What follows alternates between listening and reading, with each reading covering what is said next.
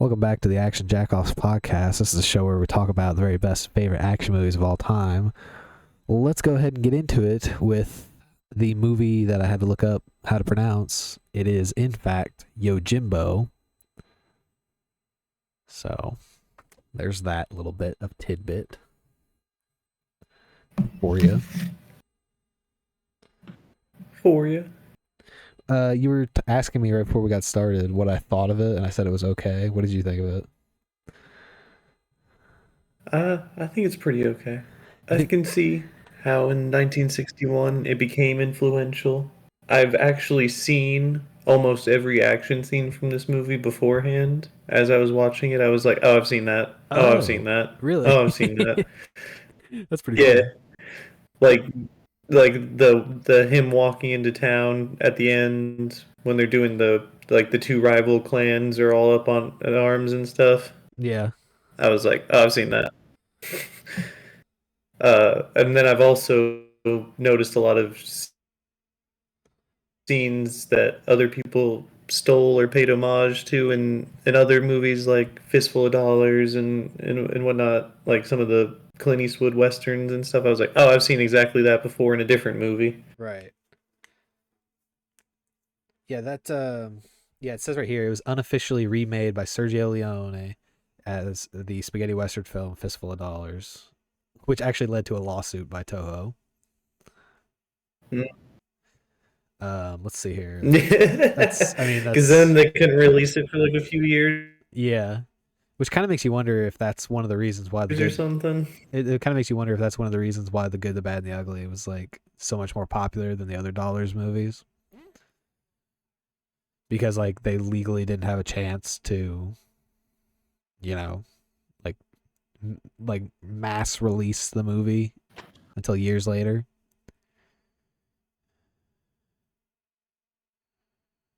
Or am I just talking out of my ass? Yeah, I agree. Okay. Um, But do you know what is what is funny? is that there's a scene in this that I also was like, oh, Kill Bill did that too. Which is what, if you don't mind. Which is where the you're fine. It just I thought I heard you cut in for a second. I wasn't sure, so I was like, wait, pause, wait, pause. But the scene wherever he is fighting people and then he encounters the little boy that he met earlier. I was like, oh, there's a scene in Kill Bill where she meets a little boy and is like spanking him and telling him not to like be doing war stuff. Yeah, yeah. I know what you're talking about. Kill Bill, another movie we're probably gonna end up She's covering like, at some stop, point. don't mess with Yakuza. Don't mess with. Yeah, I remember. I know what you're talking about. It's like in the middle of that whole like final scene at the end of Kill Bill Volume One, right? Yeah, the crazy '88 fight or whatever. Yeah, yeah, yeah. I know what you're talking about. Um, Also taking tons of inspiration from this movie. Obviously, yeah. This is another big one. I mean, we talking about the elephant in the room here. You know, this is pretty much the one of a series of movies spearheaded by legendary Japanese director Akira Kurosawa, whom who's like well known for like his samurai movies, his like period piece samurai movies in the 1950s and 60s, who went on to like inspire, all sorts of movies, like we just mentioned Kill Bill, some spaghetti westerns. But aside from this movie, his most notable movie to date would have to be Seven Samurai, which would then go on to inspire another like classic movie, The Magnificent Seven. So I just think about that and I'm like, damn dude, like it's funny to me because I didn't really, whenever this movie was like kind of thrust upon us, whenever we were doing our picker wheel, the impact of which the director kind of brings to the table was so underwhelming like initially because I never registered that this movie belongs to that same pantheon, right? And I mean it's let me see here. There was I'm trying to find it. Where was it? It's like one of those where I knew of it, but I didn't know this was the one that we were talking about that whole time. That it Right. was on the wheel and stuff. Yeah, like I did not register that it was Like I was of that caliber. And what makes it even more interesting is that like you just notice there's so many different callbacks is not the right word. Tropes, I guess is the better word, where it's like there's the trope of the man with no name, right? That's present in this movie, that's present in the Sergio Leone movies. There's I mean it has a very I that's mean you could present in every anime ever. that's present in every anime ever, exactly. But I mean, like you can definitely tell this movie was it inspires westerns, but it was definitely inspired by westerns as well. Like it's the guy that walks into town and brings with him like a sense of justice.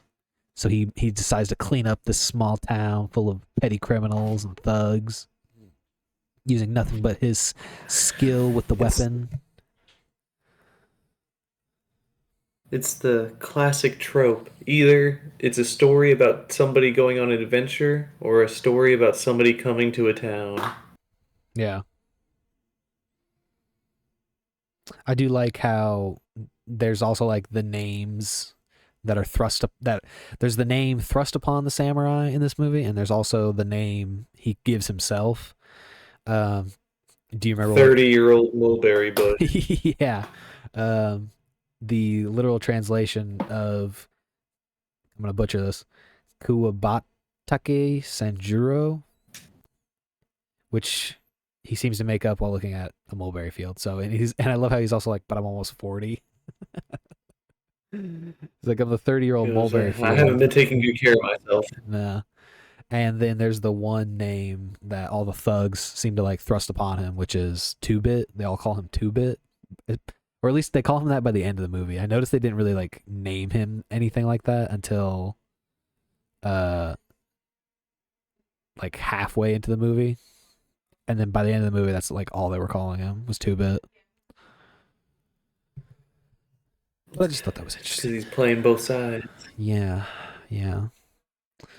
Um, anything else worthy of note you wanted to mention before we talk about the thing that we love to talk about the most, the action?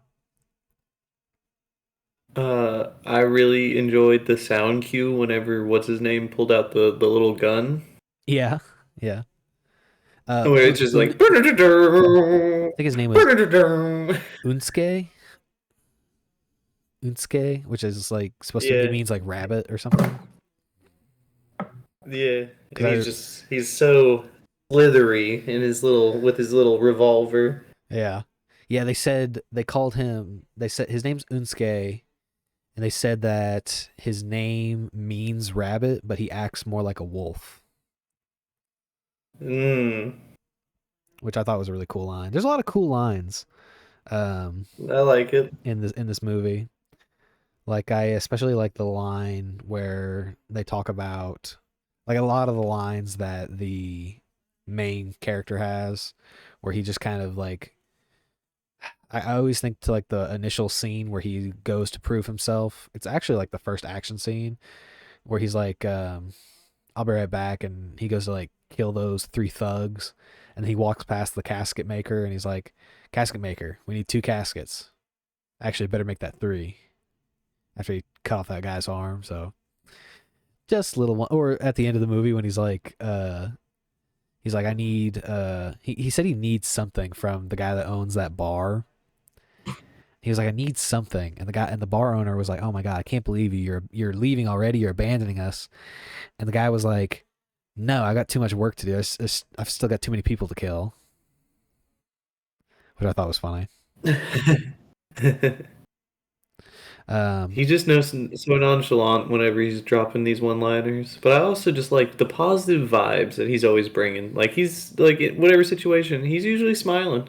Unless he's like mid-action, he's yeah, like smiling. yeah, or he's getting his ass beat. Uh-huh. Funny, weird little scene there. I thought that was interesting. It's it's kind of always weird to me whenever I see an action hero in a movie kind of like get the absolute piss beat out of them in such a way where they make the case that he's nothing without his sword, and then like they kind of proven right. But I mean, like it makes sense like from a realistic standpoint. Like obviously he's not going to be able to beat up that guy that's like twice the size of it. Like that's that tropey big guy, bad guy in every movie. I've never seen that in Indiana Jones ever. Exactly. That's my first thought was Indiana Jones, um, which you know George Lucas obviously took a lot of inspiration from Akira Kurosawa movies. I feel like, especially Like he loves them. with Star Wars, particularly, and then Yeah, and I feel like that is also one of the places where I had seen a lot of these scenes is in the making of Star Wars. They do have a lot of Kurosawa, and then also in all of the Godzilla movies that I've seen yes, or Godzilla videos I've seen, they always mention that like meanwhile on on the same lot on Toho, Kurosawa was making the Seventh Samurai. yeah, exactly. Like how funny is that to think about that? The You're meanwhile Mothra is fighting yeah, like this guy in a rubber suit is fighting Mothra, two studios over. and then just next door is arguably one of the greatest movies ever made. Like, if not one of the greatest movies ever made, one of the most influential pieces of cinema in history. But It was so funny trying to explain this to my dad today. well, just like this concept or this movie, Well, no, the movie because he was like, "Oh, so do you got any questions for me? Like, what movie you doing this week?" And I was like, "It's kind of nerdy." it's kind, it's He was like, "No." He was a like, "No, little no, tell me. You're doing it's action podcast, right? Just tell me." And I was like, "It's Yojimbo." And he went, "What?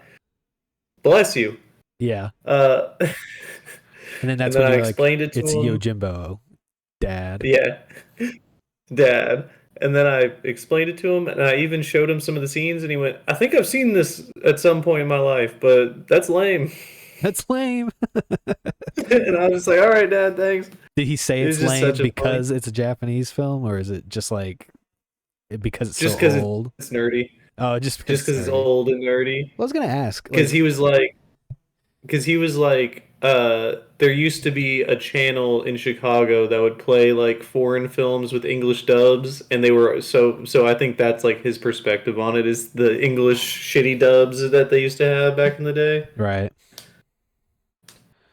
No, that makes sense. Nerdy, yes. Lame. That's up for debate. I think it depends on what Up for you're. debate. I think it's up. I think it depends on what you're looking at because one, I will say this. This is very interesting, man. I wanted to make a note of this. This is the oldest movie we have covered so far. And I hope we don't go any farther back. I don't think we can. I mean, there's Seven Samurai, which was like 1956.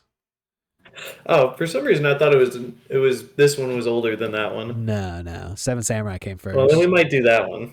We might do that one. And I mean, I would have been fine doing that one over this one just because I know Seven Samurai has got like more legacy behind it. Of course. Not saying anything bad about this movie, but It's just one of the pieces to the puzzle. it's just one of the pieces of the puzzle. But I do think it's funny that in all the movies we've talked about so far, this one is the oldest by far, By far. by like 20 Like years. what is it, Alien or Rambo or something is the closest? Uh, I Oh think no, because we did Aliens. We didn't do the first one. I think if I'm not mistaken, the oldest we've done is 1980. I can't remember which one was 1980 though. It was either Mad Max 2 or Raiders of the Lost Ark. Like I'm sure if I went through the playlist right now, because I put the dates behind all of them, so you'd be able to find.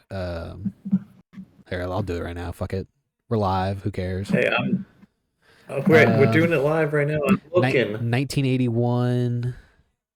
1881. Did I put 1881? That's what you said. Oh no, 1981 is what I meant to say. Yeah. Yeah, so Mad 1981. Max 2 and Raiders were 81. So I think that's the oldest we've gone was 81. Yeah, so So whichever one this of those came out first. so this movie predates both of those movies by 20 years. Incredible. Insane. And the most recent one we've done so far, I believe, It was 2007? is 2000. Yes, Transformers 2007. Craziness. Insane. But do you think this movie? Okay, let's talk about. So like, obviously, like, there's a lot of positives you could talk about with this movie. I want to hear your criticisms. I want to hear what your criticisms are, and I want to kind of analyze what those criticisms potentially are for both of us. My criticisms are only very surface level, and it's only for my own entertainment reasons. That's fine. Parts of the parts of this movie just not that entertaining, and that's all right because right around the corner there is a samurai fight. Yes. So so there's that. It is a 70-plus-year-old film at this point, Pretty much, yeah. pretty much It's almost. like it's more like 60. It's around 60. It's Is it just more over like 60 60? I years did the old. math a little wrong. It's just Yeah, over 60 years old. yeah. It's an old movie, so parts of it just don't hold up as much. With whether that be the actual camera work, the acting, whatever. Some of it just doesn't You mean hit. for like by modern audience standards? Yeah, but for modern audiences, it's obviously its own artwork for its time. But that's what the my issues with it being are because of its age and whatnot. It's just harder to follow, harder to keep my attention. But that's my own fault. It wasn't designed for this audience. It wasn't designed with whatever. Okay, so like I see what you're It's saying. I it see what you're it's a saying. piece of art. It's not entertainment. It's a piece of art, and it seems like it's more of a. It seems like it's more of a story-driven uh, movie as opposed to being a visually action-driven movie, right? Exactly. Like if we were to compare Which it is more of what we to, do on this podcast. like if we were to compare it to a movie that came out 20 years later, tying it back to one of our classics, Raiders of the Lost Ark, the in my mind the modern action movie Hmm. that kind of like redefined what an action movie is. And it became serialized. And it became serialized. Became action every 10 minutes. It It's became the plot drives the characters. exactly, and there's always some, like with Raiders, there's some you can always drop in at any point in the movie, and you're into some new shit. You're gonna be into a new action scene. You're gonna be into a new action sequence. You're into a new entertainment piece. Whereas with something like Yojimbo, it it is such a slow burn. Hmm.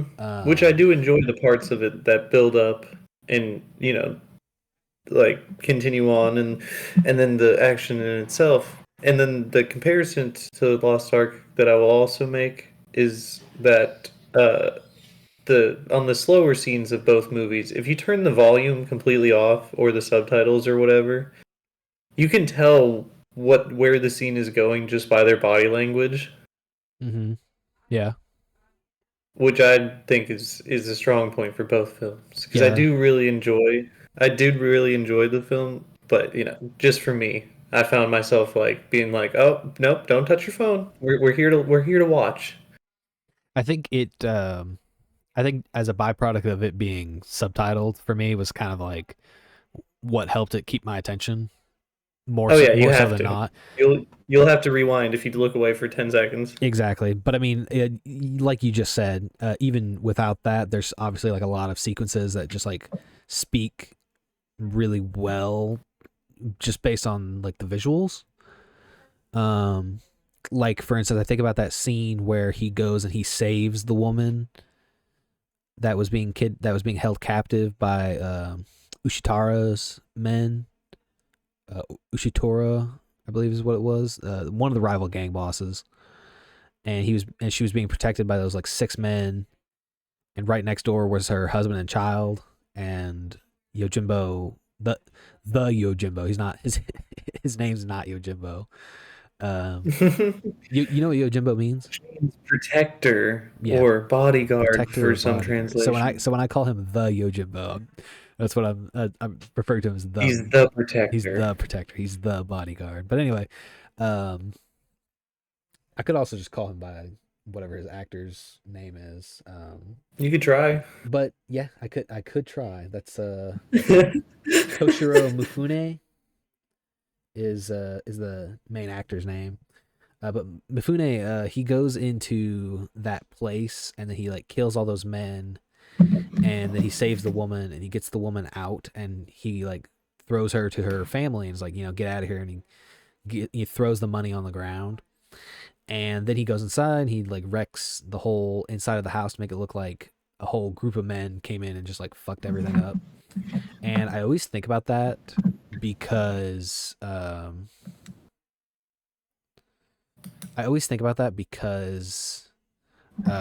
oh hey buddy, it's Yojimbo. We're doing Yojimbo.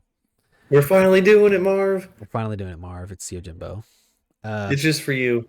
but when I think about looking at that scene and playing it backwards and then turning off subtitles, turning off sound, and I just look at it, it's so animated is probably not the right word, but I do feel like it's very fluent in what it's trying to convey. Um, so I don't know. That just like the way he throws the money on the ground, the way he comes out after destroying the inside of the house, and they're still there, like trying to thank him. Um, I don't know. I just think about that. I think that's really It's real eye powerful. catching. It's real It's moving. it's it's very powerful. It's like I get what they're trying to get across just through their movement alone. Like you said. It's art. Not to harp on it too much, but it really is.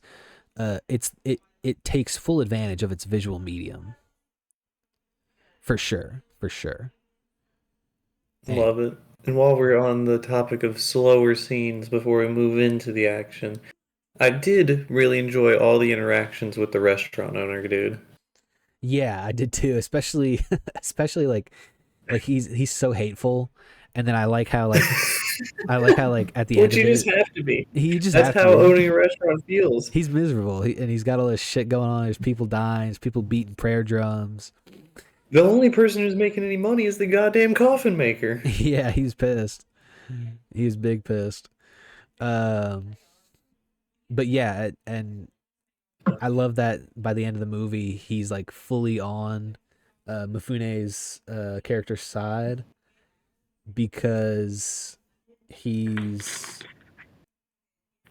um he's just like initially he thought the guy was crazy and stupid, and then he was like on his side, and I like how like happy he is when he got the thank you note from the man that he helped escape, which I thought was like a great way to like tie it into the plot as well, right? Like when the Everything has a plot device. every There's no wasted time. exactly everything like tied together really well. Like initially I was like, what is the purpose of introducing this woman just for him to help her escape and then just kind of like just to show that he's still a good guy. I wasn't quite sure like what the motivation was, and then you realize it's supposed to set up his downfall. Like it's supposed to set up him getting outed to the guys, to Ushitara, his gang.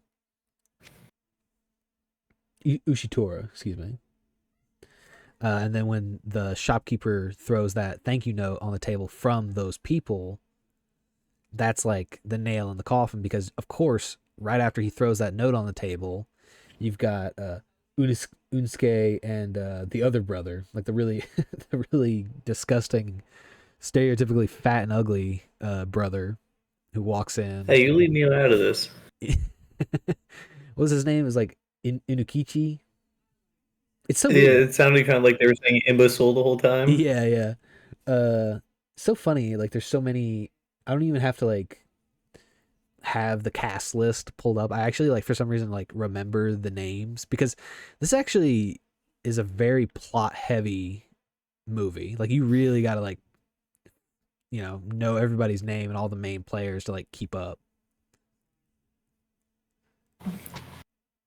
Cuz the there's our main character who has no name, but we know his different names. There's Well, he's a 30-year-old mulberry bush. there's Gonji, the shopkeeper, the owner, My dude. the My tavern owner. dude. Yeah.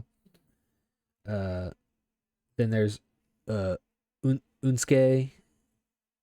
Unsuke. I hope I'm pronouncing that right. I think that's how they pronounce it. Unsuke, who had the gun, who's on the poster actually. So he's pretty iconic. Which Little is wormy it's guy. funny to me because he didn't get introduced until like halfway into the movie, and then he became like one of the main bad guys. Then there's Sibe, the one of the rival gang leaders, and then Ushitora, the other rival gang leader, and then Inukichi, who I just talked about. This one always confused me. Uh, Takuman, he was the mayor. He was the new mayor. You know what I'm talking about? The guy that owned Yeah. the guy that was the sake brewer. Uh-huh. What He was confusing? it was confusing me because I didn't know who he was for the longest time. Like Well, the because they don't really need a mayor. because they don't really need it. Yeah, but I mean, like it was confusing to me because they kept talking about how he was like he was their leader. Like Ushitora was always talking about how he's like the master or something. But from what I understand, you had I can't even remember the other guy's name. That's my fault. But so you had the sake brewer. Okay, let me see if I can like retell the plot here as best I can. Here we go. This This is is what I was waiting for. this is what I'm gonna try to do. Okay, so our main character walks into town, this random town. I don't even know what the town is called, but he walks into It's called town. Random Town. Yeah, he walks into this random town that's being torn apart by two warring criminal factions, and the factions include um a are basically made up of these two gangs led by Sibe and Ushitara. Now, Sibe, if I'm not mistaken, he runs a brothel, and Ushitora used to work for CB, but then turncoated to start his own criminal underworld. And so he's like, his thing is like his thing is like gambling. So he has like gamblers and stuff. Um, but then they also have they back two different industries. The sake brewer is backed by Ushitora, and then the silk manufacturer is backed by CB. And I think the silk manufacturer and the sake brewer are both fighting for who's mayor, if I'm not mistaken. That's where I get a little confused with like the whole mayor thing, like who's mayor and who's what, because it's totally unimportant to the rest of the plot. Like the only time Tucumon is important to the plot is that you learn that Tucumon, in a way, he technically owns that woman that our main character helps escape.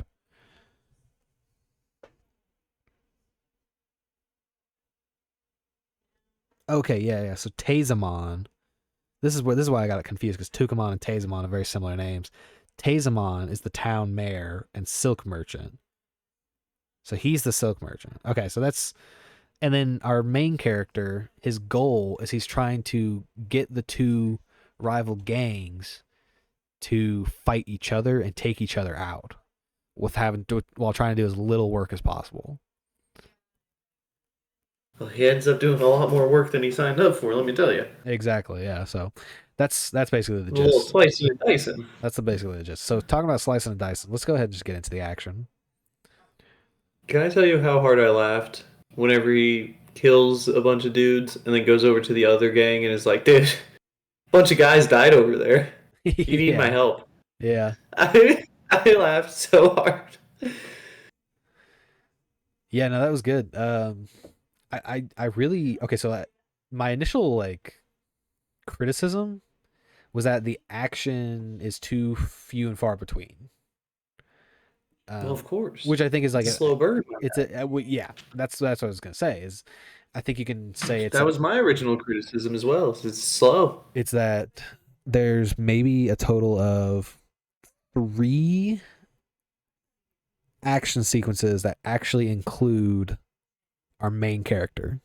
I'm not talking about like the scene where he gets beat up either by that big guy. I mean, there's the scene in the beginning where he kills those 3 men. It counts. If you want to say it counts, I don't think it counts because he doesn't really like fight back or anything. He's just getting beat up. But you've got the scene in the beginning where he kills those 3 men. Then you have the scene where he kills those 6 men inside that building to free the woman. And then there's the end of the movie where he kills the remainder of Ushitora's gang. Which happens like right at the tail end of the movie. I mean, like there's only like 5. He's just like, I'm out. There's like 5 minutes left, and he kills all of them, and then that's when the movie ends. He's like, bye. Also, am I crazy? Like, what was the end of the movie? Okay, I'll get to that in a second. I don't want to like ruin my train of thought when it comes to the action. Hey, you just keep going, buddy. But you got this.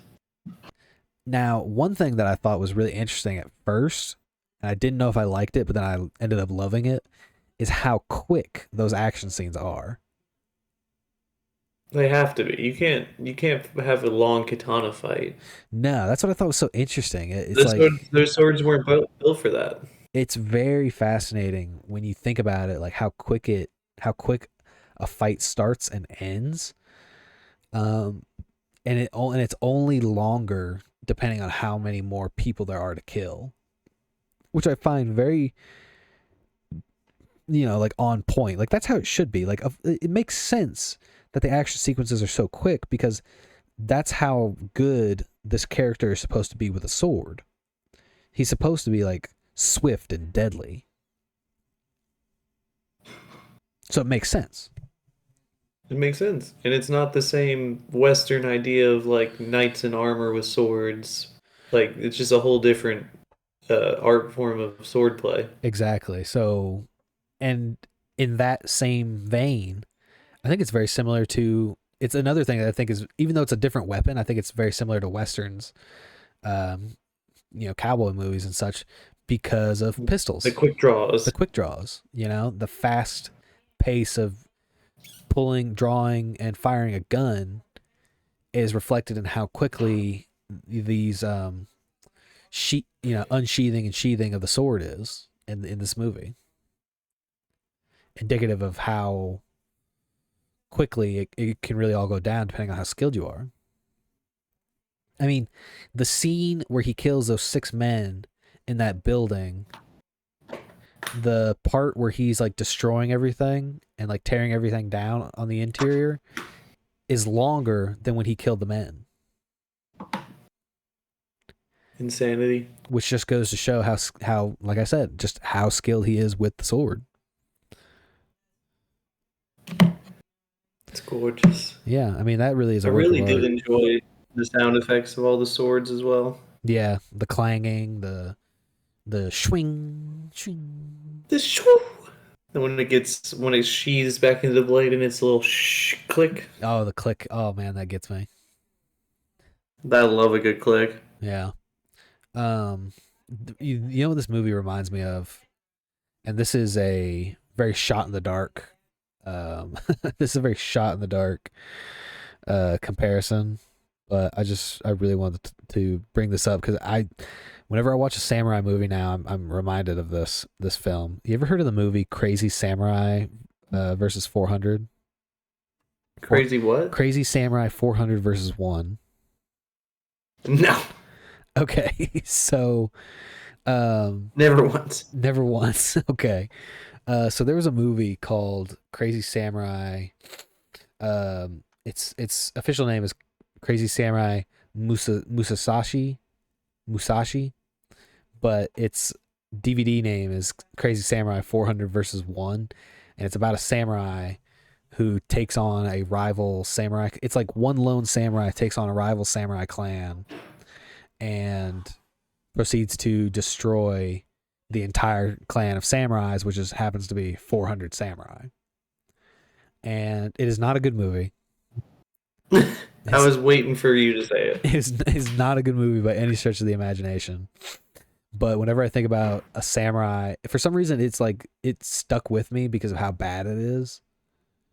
And I can never not think of a samurai movie and not think of that movie. So when I'm watching this movie, which is like this critically acclaimed, award-winning film that is one of the cornerstones of Eastern cinema, and for some fucked up reason, I could not stop thinking about this piece of shit movie, Crazy Samurai 400 versus 1. Which is It's just who you are. just who I am. Also, by the way, technically, our main character in Yojimbo is not a samurai. He is technically a ronin, even though everybody calls him a samurai. It's the easiest mistake. And see, while you're thinking of that, I'm thinking of the uh, Star Wars Visions episode called Ronin, where it's a a Jedi-like character wanders into a town and it starts being attacked by Sith and stormtroopers. And when he unsheathes his blade, it's red, and everybody's like, "Oh God!" Oh fuck! But it turns out he's a Sithless. He's like not a Sith and not a Jedi. He's a Ronin, That is funny.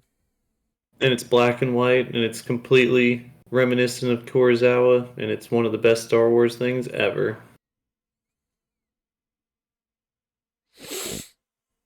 Mm. Meanwhile, you're thinking of that shitty samurai Meanwhile, I'm movie. thinking about this dumb, shitty fucking piece of shit movie. You're a dum dum, and that's what I like about you. Thank you. Let's see here. References, legacy, some legacy aspects of this movie that are notable at the very least. Star Wars Episode 4, New Hope, pays narrative and visual homage to Yojimbo during the cantina scene.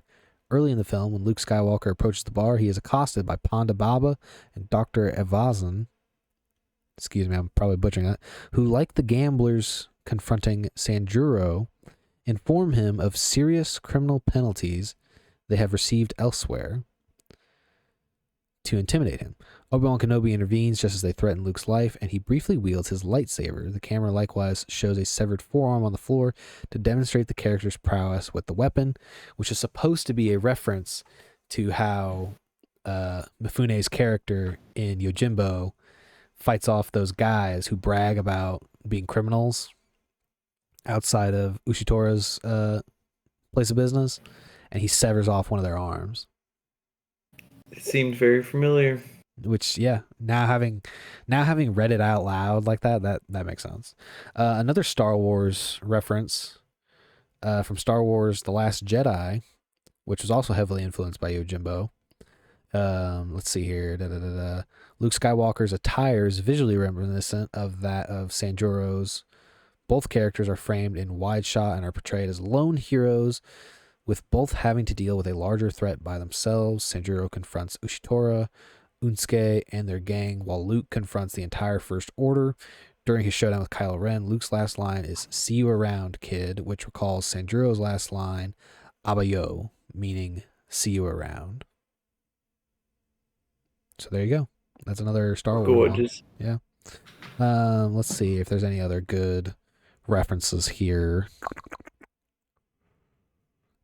James Bond screenwriter Michael G. Wilson compared the writing of License to Kill to Akira Kurosawa's Yojimbo, where a samurai, without any attacking of the villain or its cohorts, only sowing the seeds of distrust, he manages to have the villain bring himself down. Which is an interesting comparison, which makes me wonder, is that in reference to how in a way, Ushitora in the movie was kind of liable for his own downfall because, in a way, him attacking Sibe and Sibi's clan due to the subterfuge caused by the samurai is what leads to Ushitora's downfall.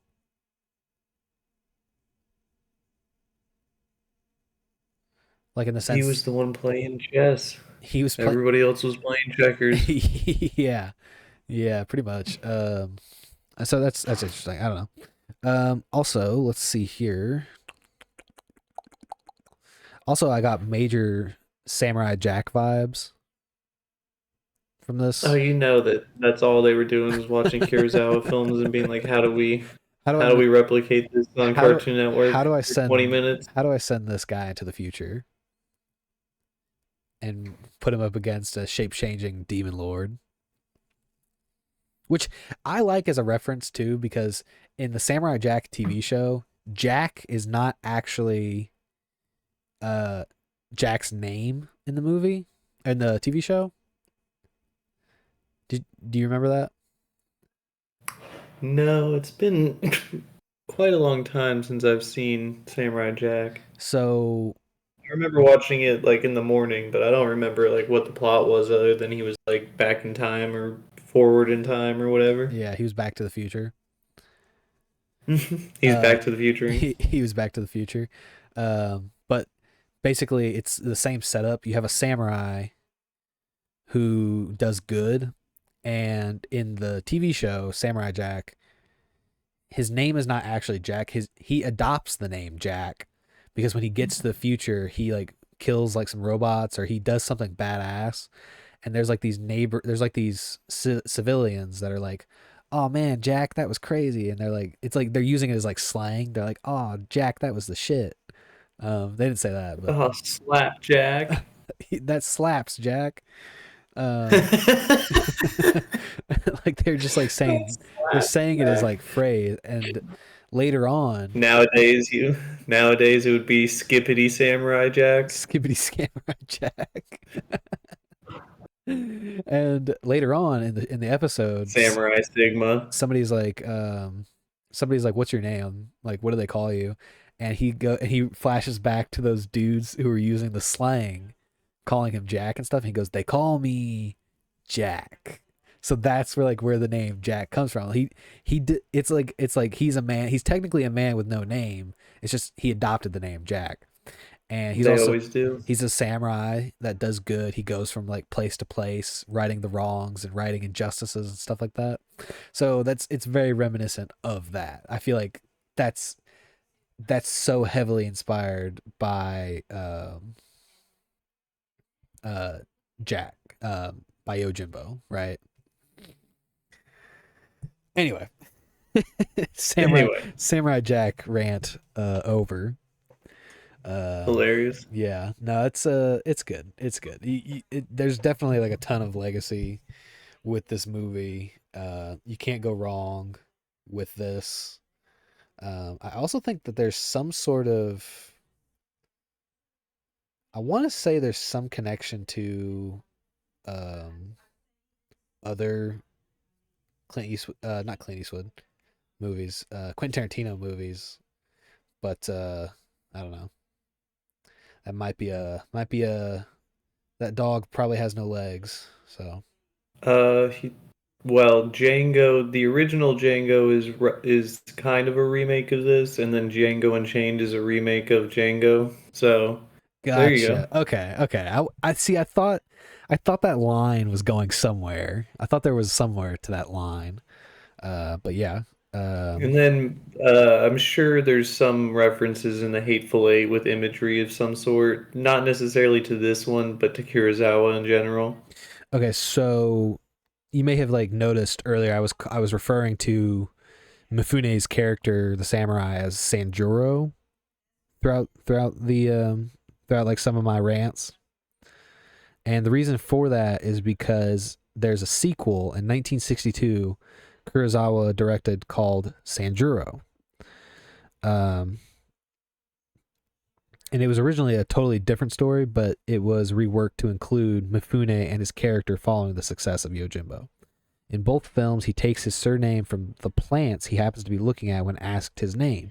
In Yojimbo, it is the mulberry trees that feed the town's silkworms, and in Sanjuro, it is a camellia bush used to make tea.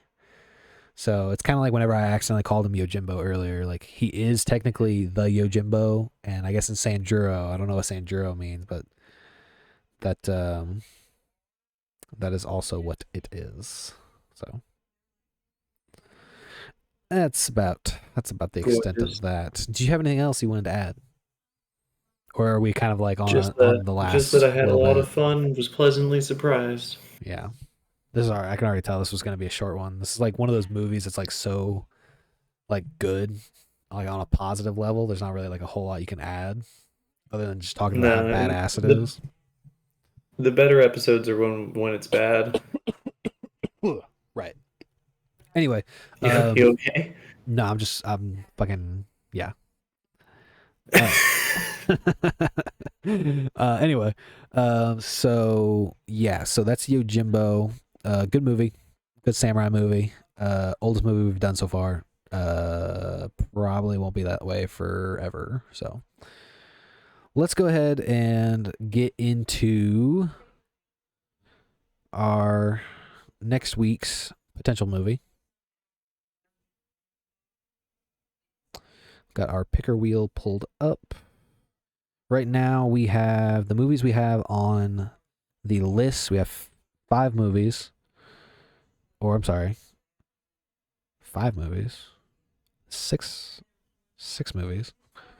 Lethal Weapon, Point Break, Roadhouse, Resident Evil, and Police Story. No, that is 5. What am I talking about? Do you have anything you want to Oh, dude, add? are you okay? I'm having a bit of a stroke. Uh, It's okay. I would like to add James Cameron's Avatar. What? Yeah, Avatar? yeah. Hold on. I gotta check. I gotta check Sci-fi this. action. Look it up. Fuck. You're right. Bitch. Damn it. I hate this movie. You think I didn't look it up beforehand after we've had this argument before? You think I didn't come prepared for Thank. The James Cameron three-peat, the Sigourney Weaver double? What do you mean? All right. I put it on there. Bitch ass Bitch motherfucker. ass Made piece a of billion shit. dollars. Fuck you. Fuck you. How to Train Your Dragon was better. The Yeah, but now they're gonna make a fucking live action one and ruin the Now legacy. they're gonna ruin it. All right. Do you have anything else? Oh, I can put on more than one? Well, I was just asking. I mean, we've only got 6. If you're fine with 6, we can choose from those 6. But if there's one you wanted Well, to maybe add, the last Boy Scout? what? With Bruce Willis and One of the weigh-ins? Damon Wayans, Yeah. the last Boy Scout. I want to get that right. With Damon Wayans, yeah.